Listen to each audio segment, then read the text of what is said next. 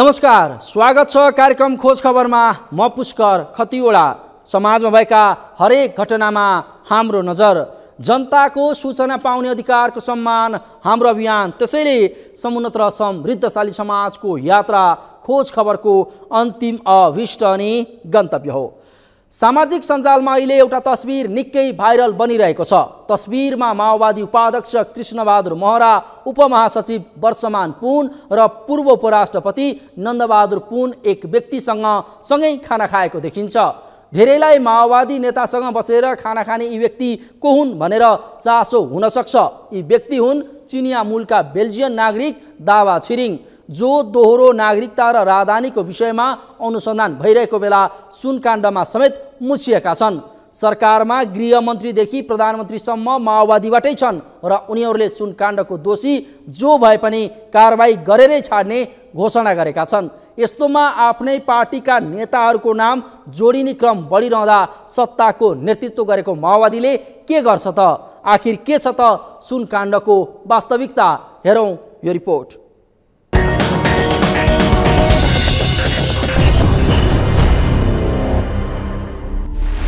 माओवादी नेताको नाम मुछिएपछि सुनकाण्डमा नयाँ ट्विस्ट।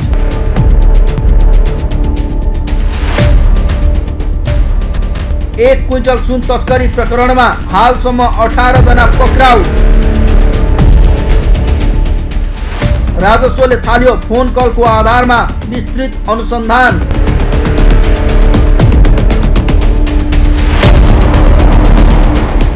करिब 1 क्विन्टल सुन बरामद प्रकरणमा विमानस्थल भन्सारका अधिकृत सहित 3 कर्मचारी, 1 चिनिया नागरिक, 1 भारतीय नागरिक र 1 बेल्जियम नागरिक गरी 3 विदेशी, भन्सार एजेन्ट, रेडी ट्रेडका सञ्चालक सहित यो समाचार तयार पार्दासम्म 18 जना पक्राउ परेका छन्।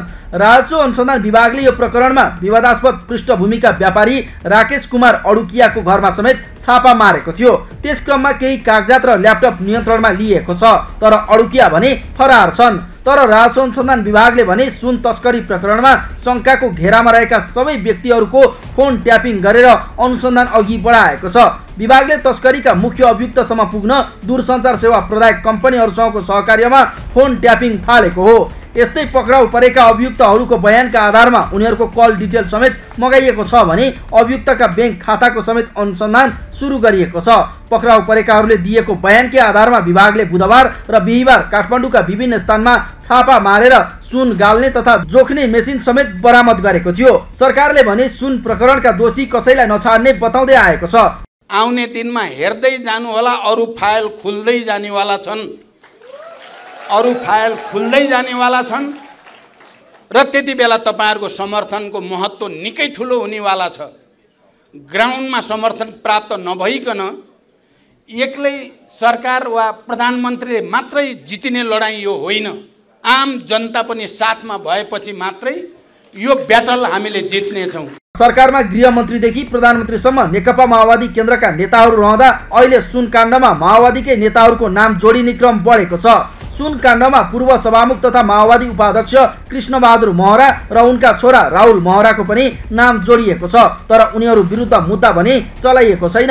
गत पुस 10 गते दुबईबाट आएको इलेक्ट्रोनिक सिगरेट भेप 1 महिना 19 दिनसम्म त्रिभुवन अन्तर्राष्ट्रिय विमानस्थलको आगमन कक्षमा रोकेर माघ 29 गते भन्सार कार्यालयले जफत गर्यो। त्यसपछि नि तस्करले सुरक्षित रूपमा सुन भित्र्याउन थालेको अनुसन्धानले देखाएको छ। अहिले झन् चिनिया मूलका बेल्जियम नागरिक दावा छिरिङ पक्राउ परेसँगै अनुसन्धानको सुई माओवादी नेताहरूतिर सोझिएको छ। दोहोरो नागरिकता र राजधानीका विषयमा अनुसन्धान भइरहेको बेला राजस्व अनुसन्धान विभागले ठमेलबाट आइतबार बिहान पक्राउ गरेको छिरिङको विगतको सम्पर्क माओवादी केन्द्र र प्रशासनिक व्यक्तिहरूसँग देखिएसँगै अनुसन्धानको सुई राजनीतितिर ढल्किएको हो। दावाको सम्पर्क माओवादी उपाध्यक्ष कृष्णबहादुर महरा, उपमहासचिव वर्षमान पुन, पूर्व उपराष्ट्रपति नन्दबहादुर पुनसँग देखिएको छ। सामाजिक सञ्जालमा उनीहरूसँगै खाना खाएको र बसेको तस्बिर भाइरल भएको छ। यस्तै कतिले त माओवादी नेताहरूलाई समेत शङ्का गरेका छन्। कैयौँ सुनहरू भित्रे, त्यसमध्ये यो लटको भित्रिने क्रममा अब बाहिर आइसकेको सुन समातेको। त्यसो भएको कारणले यो त पास भइसकेको सुन होइन, पास भएर अब सबै सेटिङ मिलाएर पास भएर बाहिर आइसकेपछि समातेको कारणले यो चाहिँ यो एक लट मात्र हो त भन्दा यो एक लट मात्र होइन। यो धेरै परिणाममा धेरै लटहरू चाहिँ भित्रिसकेपछि अनि यो चाहिँ मैले अघि नै भने यो कोही सरकारका मान्छे कोही मन्त्री अथवा कोही मन्त्रीहरू यसो बोलेको देख्छु मैले यसो गरेको कारणले भने जस्तो त्यस्तो होइन। यो चाहिँ कोही न कोही कर्मचारी अब त्यो बाहिर फ्ल्यासमा आएको छैन, कोही न कोही कर्मचारी वा पुलिस प्रशासनभित्र कोही 1-2 मान्छेहरू जो एउटा शब्द छ नि दबङ भन्ने होइन, आफूलाई मतलब यो सेटिङमा राख्न नचाहेर यो अति नै भयो भनेर सुराकी दिएर त्यस पछाडि समातेको हो। त्यसैले यो बिना सेटिङ यत्र परिणामको सुनहरूभित्र आउँदैन होइन, त्यो सेटिङमै हो। त्यस भएको कारणले अहिलेको सरकारमा संलग्न, किनभने सरकारको अङ्ग हो नि त त्यो एयरपोर्ट भन्सार पनि होइन, अनि त्यहीँबाट आइसकेपछि त त्यो त कसै न कसैको सरकारको संरक्षणमा माथिल्लो उच्च ओहदाको संरक्षणमा अथवा सरकारका केही मन्त्रीहरूको संरक्षणमा कोही नेताहरूको संरक्षणमा अब त्यही सुन ओरदोर गर्ने मान्छे अथवा तिनै मान्छेहरूसँग अहिलेको सरकारमा संलग्न पार्टीहरूका मान्छेहरूको धेरैचोटि चाहिँ वार्तालाप भएको पनि त हामीले अब बाहिर आइसकेका छौँ। त्यस भएको कारणले यो चाहिँ सुई त्यतैतिर घुम्छ, किनभने सरकारको उच्च ओहदाका व्यक्तित्वहरू सम्भवतः मन्त्रीहरू समेत राजनीतिक दलका नेताहरू समेत अहिले सरकारमा संलग्न दलका नेताहरू समेत सुई त्यतै घुम्छ। त्यसले यसको सही अब तथ्य सत्य बाहिर लिएर आउनुपर्छ। के थियो सुन प्रकरण? राजस्व अनुसन्धान विभागले त्रिभुवन अन्तर्राष्ट्रिय विमानस्थलको भन्सार जाँच पार गरेर बाहिरिएको 1 क्विन्टल सुन साउन 2 गते सिनामङ्गलबाट बरामद गरेको थियो। त्यसबेला विभागको टोलीले ट्याक्सी चालक अशोक लामालाई नियन्त्रणमा लिएको थियो। सुन सहितको सामग्री बरामद भएपछि हङकङबाट सुन सहितको ब्रेक्सु मगाउने रेडी ट्रेड प्रणालीका सञ्चालक दोलखाका 21 वर्षीय दिलीप भुजेललाई चाबैलबाट पक्राउ गरिएको थियो।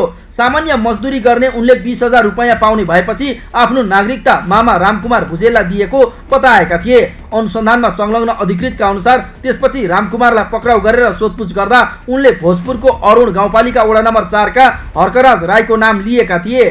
बुढा नीलकण्ठमा बसेका राईको खोजीमा नेपाल प्रहरीको विशेष टोली खटिएको थियो। स्रोतका अनुसार उनलाई पक्राउ गरेको बेला एकजना भारतीय नागरिकको फोन आइरहेको थियो। थाप्तेन नाम सेभ गरिएको उक्त नम्बरबाट तारन्तार फोन आएपछि उनलाई बोलाएर सोधपुछ गर्दा उनी पनि सुन तस्करी गिरोहकै सदस्य भएको खुलेको थियो। तिब्बती मूलका भारतीय नागरिक थाप्तेनलाई सुनको डेलिभरी लिने जिम्मा थियो। थाप्तेनको बयानका आधारमा साउन 4 गते राति 3 बजे बालुवाटार स्थित एक गोदाममा राजस्व अनुसन्धान विभाग र सशस्त्र प्रहरीको टोलीले छापा हानेको थियो। त्यस क्रममा त्यो घर चिनिया नागरिकले भाडामा लिएको खुलेको थियो। यसपछि राजस्व अनुसन्धान विभागले सुन तस्करी प्रकरणमा चिनिया व्यवसायीको नेपाली नेक्सस खोज्न थाले र लगत्तै भाग्न लागेको अवस्थामा चिनिया नागरिक ज्यासाङ लिन पक्राउ परे। नेपालीको कनेक्सन खोज्न अनुसन्धान अधिकारीले उनको मोबाइलको कल डिटेल रेकर्ड CDR र उनको डेरा र गोदाम आसपासको close circuit CC camera footage लगायतको विश्लेषण गरिरहेको छ। यता अपराध विज्ञहरू भने घटनामा जो कोही पक्राउ परे पनि यी सबैमा राजनीतिक सेटिङ र संरक्षण हुने अन्यथा तस्करीको सुन नेपाल भित्र्याउन सम्भव नरहेको आरोप लगाउँछन्। सुनकाण्डको कुरा गर्दाखेरि त अब अरबौं रुपियाँको कुरा आयो नि त होइन, त्यो त चान्चुने मान्छेले चान्चुने ग्रुपले चान्चुने सङ्गठनले गर्ने कुरो होइन भन्ने कुरो सबैले अनुमान गर्न सक्ने कुरा हो। भनेपछि यस्तो कुरामा यदि अपराध यदि त्यो अनुसन्धान चाहिँ जरासम्म पुगेन र यी बाहिर देखिएका केही पात्रहरूलाई मात्रै लिएर अदालत जाने हो भने चाहिँ यसले अवश्य पनि राम्रो हुँदैन। त्यसैले यसमा मेहनत गर्न, यसमा चाहिँ को राजनीतिक होस्, प्रशासनिक होस्, व्यापारी होस् अथवा यो देशभन्दा बाहिरको होस्, त्यो कसैलाई पनि यसमा रियायत छुट नदिइकन सत्य तथ्य जनता समक्ष ल्याउनुपर्छ। त्यो जनता समक्ष आएन भने चाहिँ जनताको विश्वास सरकारमा उठ्न सक्छ। त्यो अपराधमा संलग्न भएको मान्छेको अरू परिचयमा हामी जानु भएन। हामी चाहिँ उसले अपराध गरेको छ, कसुर गरेको छ भने कसुरकोमा जानु पर्यो र त्यसलाई कारवाही गर्नु पर्यो। त्यसमा चाहिँ उपमा दिएर यो चाहिँ फलानु मान्छे हो यसलाई गर्नुहुन्न त्यस्तो कुरा कहीँ हुन्छ र? त्यो त अपराध भनेको त सानो मान्छे होस् कि ठुलो मान्छे होस् कि बिचको मान्छे होस् त्यो त उही बराबर हो नि त। अझ जति ठुलो हो उसको चाहिँ अझ सङ्गीन संलग्नता हुनसक्छ होइन।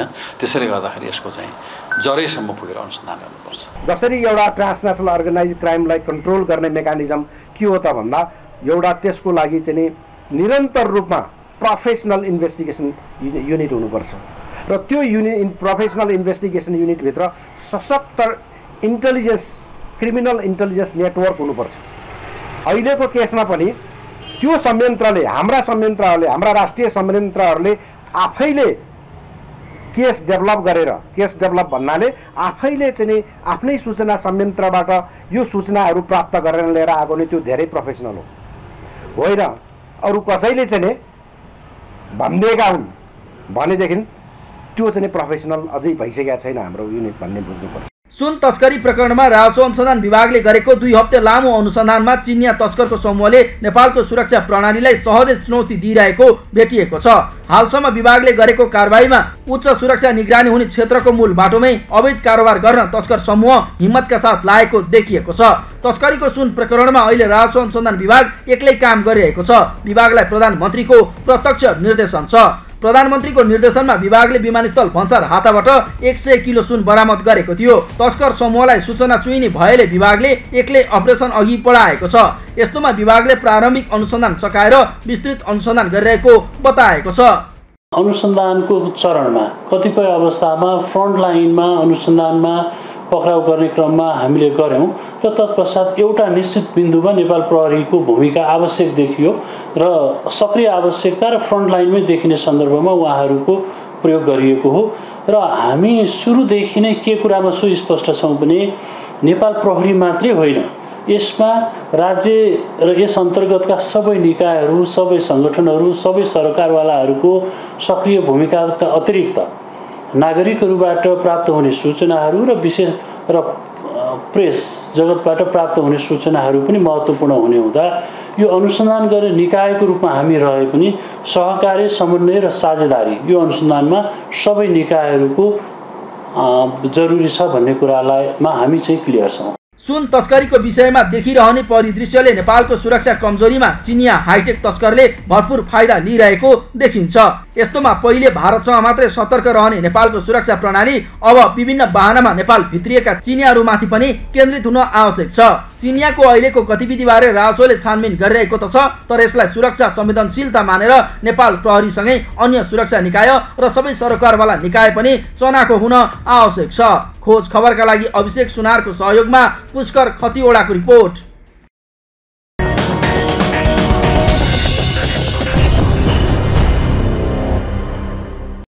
हो माओवादी नेता वर्षमान पुन, कृष्णबहादुर महरा, पूर्व उपराष्ट्रपति नन्दबहादुर पुनसम्मको नाम सुनकाण्डमा जोडिएको छ।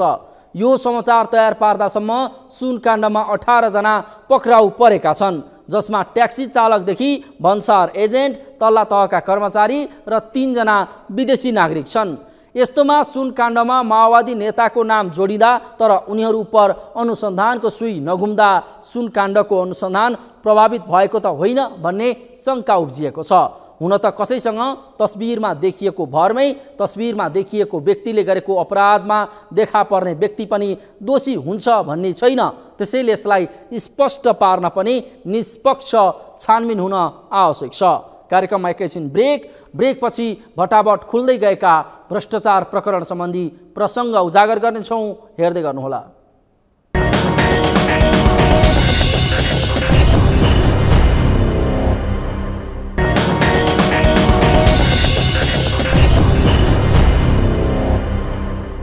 ब्रेकपछि स्वागत छ। कार्यक्रम हो खोज खबर।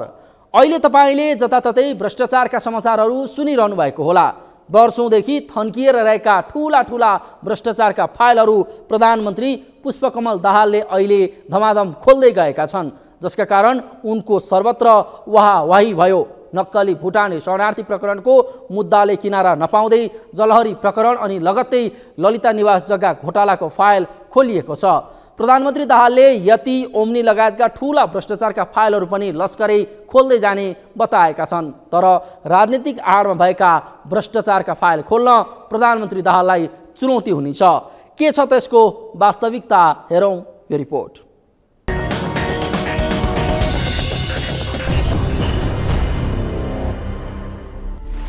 धमाधम खुल्दै भ्रष्टाचारका फाइलहरू।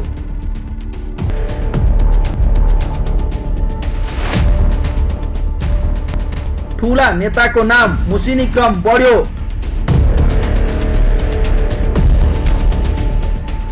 अनुसन्धान प्रभावित हुने धेरैको शङ्का।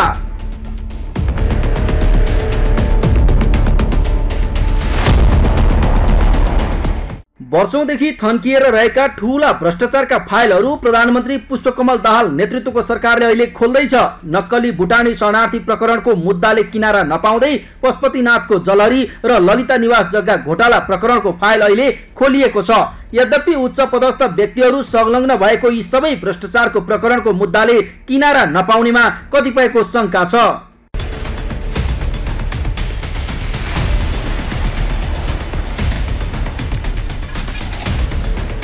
नक्कली भुटानी शरणार्थी प्रकरणको अनुसन्धान चलिरहेको बेला प्रहरीले 1.5 वर्षदेखि रोकिएको ललिता निवास जग्गा प्रकरणको फाइल खोल्यो।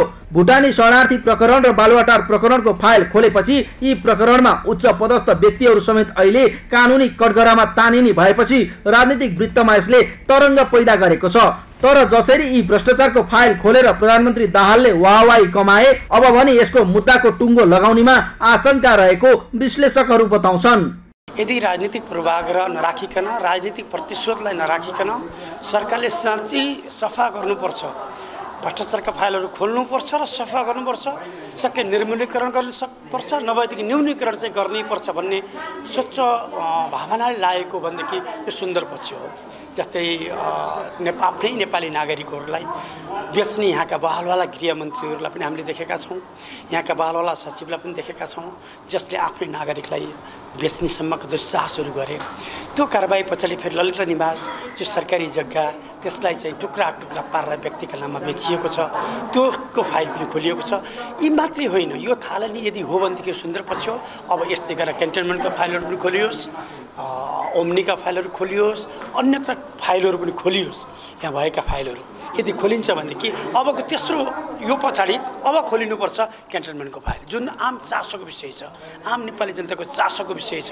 वास्तविक दोषीले कारबाही हुनैपर्छ, चाहे ती जोसुकै हुन्। तर पनि हामीले भुटानी शरणार्थीकै केसमा पनि केही उच्च पदस्थ व्यक्तिहरूका नाम पनि बारम्बार आएका थिए, टेप रेकर्डमा पनि हामीले सुनेकै थियौँ। तर पनि त्यसलाई एकचोटि बोलाएर सोध्ने कामसम्म पनि प्रहरीले गरेन भने कतै यो सरकारले कतै पश्चातापता लिएको त होइन, कतै यहाँ दोषीहरू साँच्चैका दोषीहरूलाई खोज्ने प्रयासमा अलिक लगलगाएको त होइन भन्ने चाहिँ हामीलाई शङ्का जरुर लागेको छ। त्यसकारण अब यो ललिता निवासमा पनि धेरै हाई र्याङ्कका मान्छेहरू जोडिएका छन्, उनीहरूलाई पनि बोलाएर सोध्ने काम गर्नुपर्छ। जसरी भुटानी शरणार्थीको केसमा केही उच्च पदस्थ नाम चलेका व्यक्तिहरूको बाहिर प्रमाणसहित रेकर्डै आउँदाखेरि पनि बोलाएर सोधेन, त्यस्तै किसिमले अहिले पनि यसमा अरूलाई नसोधेर उन्मुक्ति दिने काम नगरियोस्, सबैलाई सोधियोस् र दोषीलाई कारबाही होस्, निर्दोषी नफसुन्। प्रधानमन्त्रीले भ्रष्टाचारका काण्डमा मुछिएका जोसुकैलाई पनि राजनीतिक पूर्वाग्रह नराखी कारबाहीको दायरामा ल्याउने प्रतिबद्धता जनाएका छन्। तर ठूला भ्रष्टाचारका मुद्दामा मुछिएकाहरू राजनीतिक आडमा उन्मुक्ति पाउने गरेका पहिलेका घटनाका उदाहरणले उनीहरूले उन्मुक्ति नपाउलान् भन्न सकिने अवस्था छैन। यता प्रधानमन्त्रीले भ्रष्टाचारका सबै फाइलहरू खोल्ने प्रतिबद्धता जनाउँदै गर्दा स्वयं प्रधानमन्त्री समेत क्यान्टोनमेन्ट लगायतका भ्रष्टाचारमा मुछिएको आरोप लाग्ने गरेको छ। विगतका अभ्यासहरूलाई हेर्दै जानुपर्छ र प्रचण्डजीले जुन प्रण गर्नुभयो भने राम्रो कुरो हो। तर प्रचण्डजीमाथि धेरै आरोप र प्रत्यारोपहरू छन्। उहाँ आफै भ्रष्टाचारको एउटा चाङमा उभिनु भएको छ। त्यसैले निष्पक्ष र पारदर्शी छानबिन हुन्छ भन्ने कुरामा त हामी सम्भावना देख्दैनौँ। तर पनि नेपाल प्रहरीले सिआइबीले जुन अनुसन्धानको प्रक्रियाहरूलाई अगाडि बढाएको छ त्यसको निमित्त नेपाल प्रहरीलाई चाहिँ धन्यवाद दिनुपर्छ। प्रहरीको प्रयत्नप्रति हामी सकारात्मक रूपमा लिनुपर्छ र हरेक कुरो राज्यले गर्यो अथवा चाहिँ सरकारले गर्यो भन्नुभन्दा पनि सम्बन्धित सम्बन्धित जुन निकायहरू छन् त्यो निकायले काम गरेकोमा त्यसलाई धन्यवाद दिने हामीले एउटा परम्परा पनि बसाउनुपर्छ। अहिलेको प्रक्रियामा नेपाल प्रहरीको भूमिकालाई सराहनीय भन्नुपर्छ। अन्यथा हरेक कुरामा चाहिँ हामीले सरकारलाई चाहिँ धन्यवाद दिने, राम्रा प्रहरीले गरेका कामलाई पनि ओझेल पर्दै जाने हो र जस प्रधानमन्त्रीले मात्रै लिने हो भने यो जुन किसिमको अनुसन्धान प्रक्रिया अझ बढी फितलो हुन्छ भन्ने मैले बुझ्दछु। नक्कली भुटानी शरणार्थी प्रकरण र ललिता निवास जग्गा प्रकरण बाहेक प्रधानमन्त्री दाहाललाई अब यति ओम्नी आयल निगमको जग्गा खरिद प्रकरण, 33 किलो सुन काण्ड, जलहरी काण्ड लगायतका मुद्दा किनारा लगाउनु पर्ने दबाब रहेको छ। तर कानुनका जानकारहरू भने कानुनी झमेला बुनेर सानालाई ऐन र ठुलालाई चैन भने जस्तै उन्मुक्ति दिने प्रपञ्च रचिने हो कि भनेर शङ्का समेत गर्छन्।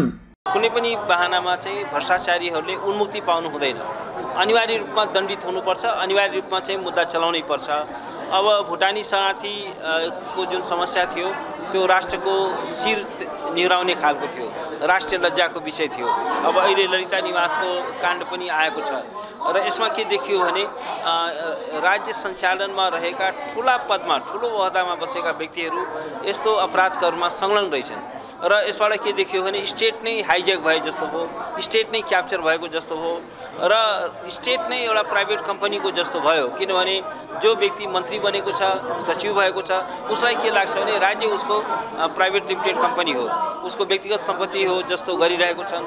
त्यसकारण के हो भने यी सबै घटनाहरूको एउटा निष्पक्ष यो एउटा तार्किक निष्कर्षमा पुग्नै पर्छ र कसैले पनि उन्मुक्ति प्राप्त गर्नु हुँदैन। किनभने यो भ्रष्टाचारको क्यान्सरले आज मुलुकलाई असफल बनाउँदैछ। आज राष्ट्र नै एउटा असफलताको भरजब कोलाप्सको स्थितिमा पुगेको छ। यसरी राजनीतिज्ञ, व्यापारी, कर्मचारी र भूमाफियाको मिले भगतमा हिनामिना गरिएको ललिता निवासको जग्गा प्रकरणको फाइल खुल्दा 143 रोपनी 6 आना सरकारी जग्गा हडपेको प्रहरीको दाबी छ। उक्त प्रकरणमा प्रहरीले केही उच्च पदस्थ व्यक्तिलाई पक्राउ गर्यो भने केहीलाई पक्राउ पूर्जी जारी गरेको छ। जग्गा घोटालामा तत्कालीन भौतिक मन्त्री विजय कुमार कच्छदार र भूमि सुधार मन्त्री डम्बर श्रेष्ठ समेत प्रहरीको शंकाको घेरामा छन्। त्यति मात्र होइन, तत्कालीन प्रधानमन्त्री माधव कुमार नेपाल र डाक्टर बाबुराम भट्टराई नेतृत्वको मन्त्री परिषद बैठकले भूमाफियालाई फाइदा हुने गरी निर्णय गरेको आरोप लागेको छ। ललिता निवास जग्गा प्रकरणमा पूर्व उपप्रधानमन्त्री विष्णु पौडेलका छोरा नवीन पौडेलको नाममा समेत 5 आना जग्गा फेला परेको थियो। तर चौतर्फी आलोचनापछि उनले जग्गा फिर्ता गरे। यसरी फटाफट हाई प्रोफाइल जोडिएको यो प्रकरणलाई बिचैमा सामसुम पार्न चलखेल हुन सक्ने आशंका उब्जिएको हो। सरकारले हामीले सोचे भन्दा पनि 2 स्टेप अगाडि गएर चाहिँ काम गरिरहेको हामीले बुझेका छौँ। उहाँले जनतालाई देखाउनकै लागि यो इमानदारीता प्रदर्शन गर्नु भएको होला नहोला यो एउटा पाटो छ। तर नेपाल प्रहरीले त अहिले 2-4 वटा महत्त्वपूर्ण इस्युहरूमा मुद्दा दर्ता गरेर अनुसन्धान प्रक्रिया त अगाडि थालिसक्यो। अब कुनै पनि गभर्नमेन्ट पनि प्रहरी पनि ब्याक हुने अवस्था छैन हैन। चाहे तपाईको भुटानी शरणार्थीको केसमा हेर्नुस् हैन, हाई प्रोफाइल अहिले पूर्वपक्षमा छन् हैन। यही मुद्दामा पनि राज्य सञ्चालनमा चाहिँ महत्त्वपूर्ण योगदान पुर्याएका बिग शटहरू पनि हैन अहिले चाहिँ तपाईको प्रहरीको नियन्त्रणमा आउने क्रम चाहिँ जारी छ। कानुनको नजरमा त सर्वसाधारण र विशिष्ट व्यक्ति एउटै हैन र न्यायिक समानता हो नि। फौजदारी न्याय सिद्धान्तमा न्यायिक समानता चाहिँ नि ठुलो कुरो। भूतपूर्व प्रधानमन्त्री हुने बित्तिकै उन्मुक्ति हुने सूत्रधार नै उहाँ हो जस्तो लाग्छ त। देखिया छ नि त त्यसले, हो म सूत्रधार होइन, मेरो नियत चाहिँ नि क्लियर छ भनेर उहाँहरूले जुन अभिव्यक्ति दिँदै हुनुहुन्छ त्यो त कानुनको दायरामा आएर दिनु पर्यो नि त। सम्बन्धित अनुसन्धान जुन निकायले गरिरहेछ त्यो निकायको कार्यक्षेत्रभित्र आएर चाहिँ नि उहाँले त्यो अभिव्यक्तिहरू दिनु पर्यो नि। उहाँले दिने अभिव्यक्तिलाई चाहिँ नि प्रमाणले पुष्टि गर्ला नगर्ला त्यो सम्बन्धित निकायको चाहिँ नि जिम्मेवारीको काम हो होइन। तर न्यायिक समानताको कुरा गर्ने हो भने उहाँहरूलाई पनि चाहिँ नि अनुसन्धानको दायरामा ल्याउनु पर्छ, छोड्नु हुँदैन। नक्कली भुटानी शरणार्थी प्रकरणबाट सुरु भएको छानबिन प्रक्रिया अहिले ललिता निवासको जग्गा अपचलन काण्डमा पुगेको छ।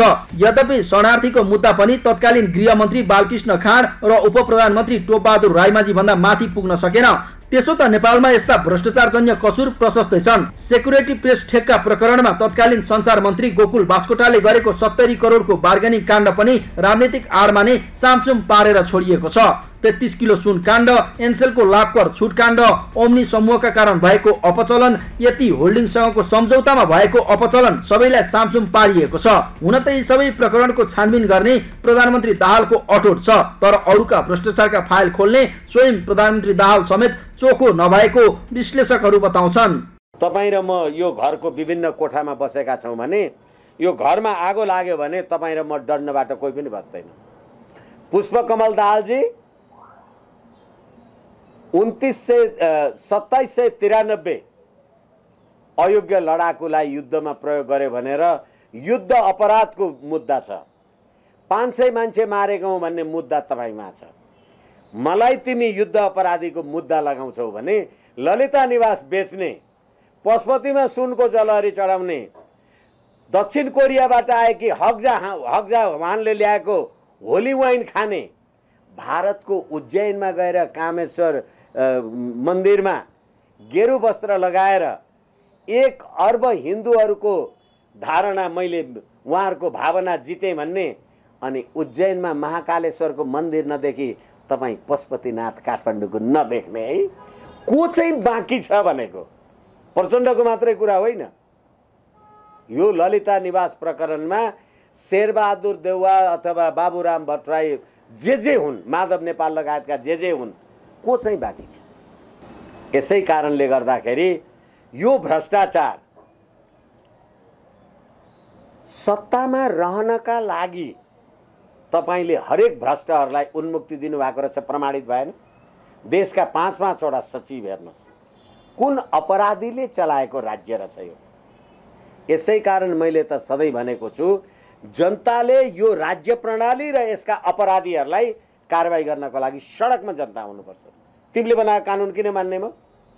तिमी एउटै मुद्दामा रामप्रसाद र हरिप्रसादलाई गिरफ्तार नगर्नु भन्ने तिमी सर्वोच्च अदालतका न्यायाधीश, त्यही मुद्दामा त्यही विवादमा सिबिआईले पक्रेको अर्को मानिसलाई चाहिँ होइन हिरासतमा राखेर मुद्दा चलाउनु, थुनामा राख्नु भनेर आदेश गर्ने तिमी न्यायाधीश, यो अदालत हो यो? यसै कारणले गर्दाखेरि कोही पनि चोखो छैन। सम्पूर्ण भ्रष्टाचारीलाई गिरफ्तार गर, कारबाही गर, अपराधीहरूलाई कारबाही गर। होइन भने त्यही काम गरेर तपाईँ चाहिँ तकमा पाउने, त्यही काम गरेर म चाहिँ जेलको हावा खाने। नक्कली भुटानी शरणार्थी प्रकरण अन्तर्राष्ट्रिय मामिलासँग जोडिएको हुनाले कतिपयले यो विदेशीको दबावका कारण प्रधानमन्त्रीले भ्रष्टाचारका फाइलहरू खोल्दै गएको बताएका छन्। जे भए पनि चौतर्फी दबावमा घेरिएका प्रधानमन्त्री दाहाललाई भ्रष्टाचारको फाइल खोल्नु र आफूले गरेको बाचा पूरा गर्न अब भने चुनौती हुने देखिएको छ। खोज खबरका लागि क्यामेरा ब्युरोका साथमा यशोदा भण्डारीको रिपोर्ट।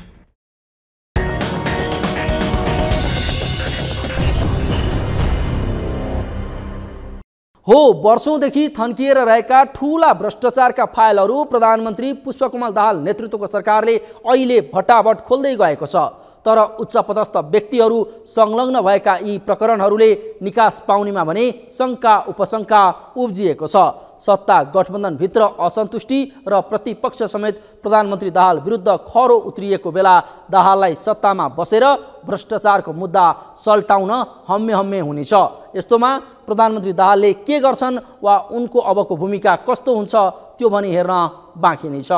हवस् त, आजलाई कार्यक्रम खोज खबर यति नै। कार्यक्रम खोज खबरका विषयमा कुनै प्रतिक्रिया छन् भने हामीलाई khojkhabar@sagarmatha.tv मा इमेल गर्न सक्नुहुन्छ अथवा फोन नम्बर 01576074 मा फोन पनि गर्न सक्नुहुन्छ। लुकेका र लुकाइएका खबर निरन्तर जारी छ। नेपालको पहिलो न्युज च्यानल सगरमाथा टेलिभिजन हेर्दै गर्नुहोला। नमस्कार।